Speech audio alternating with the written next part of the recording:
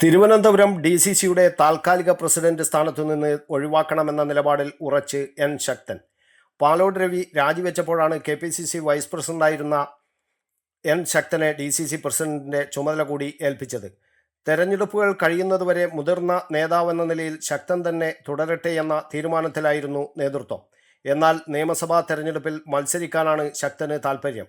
മാത്രമല്ല, തദ്ദേശ തെരഞ്ഞെടുപ്പിൻ്റെ ഉത്തരവാദിത്വം പൂർണ്ണമായി ഏറ്റെടുക്കാനും ശക്തന് താൽപ്പര്യമില്ല.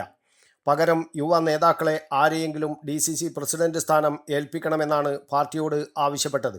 KPCC പ്രസിഡന്റും പ്രതിപക്ഷ നേതാവും അടക്കമുള്ള നേതാക്കൾ ശക്തനുമായി ചർച്ചകൾ നടത്തിയെങ്കിലും തീരുമാനത്തിൽ ഉറച്ചു നിൽക്കുകയാണ്.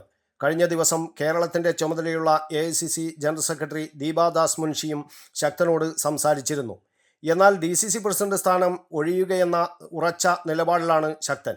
10 ദിവസത്തേക്കാണ് ചുമതല ഏൽപ്പിച്ചത്. എന്നാൽ 3 മാസം കഴിഞ്ഞിട്ടും പുതിയ ആളെ നിശ്ചയിച്ചിട്ടില്ല. കഴിഞ്ഞ പുനഃസംഘടനയിൽ KPCC വൈസ് പ്രസിഡന്റ് സ്ഥാനത്ത് നിന്ന് ശക്തനെ ഒഴിവാക്കുകയും ചെയ്തിരുന്നു. ഇതോടെ പുതുമുഖത്തെ പരീക്ഷിക്കാനുള്ള ചർച്ചകളും പാർട്ടിയിൽ തുടങ്ങിയിട്ടുണ്ട്. ചെമ്പഴന്തി അനിലിൻ്റെ പേരാണ് പരിഗണനയിലുള്ളത്. പ്രതിപക്ഷ നേതാവ് VD സതീശനാണ് അനിലിൻ്റെ പേര് മുന്നോട്ട് വയ്ക്കുന്നത്. പക്ഷേ അടൂർ പ്രകാശ് അടക്കമുള്ള മുതിർന്ന പല നേതാക്കൾക്കും താൽപ്പര്യമില്ലെന്നാണ് സൂചന. ശരത്ചന്ദ്ര പ്രസാദ്, മണക്കാട് സുരേഷ് തുടങ്ങിയവരുടെ പേരുകൾ നേരത്തെ പരിഗണനയിലുണ്ടായിരുന്നുവെങ്കിലും ഇവരെ കഴിഞ്ഞ പട്ടികയിൽ KPCC ഭാരവാഹികളാക്കിയിരുന്നു. News bureau, Kannur media.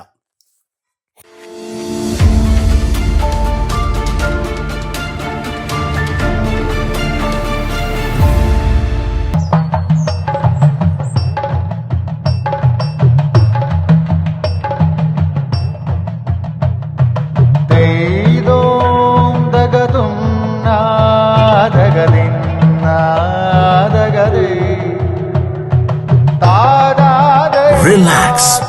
Redefine yourself.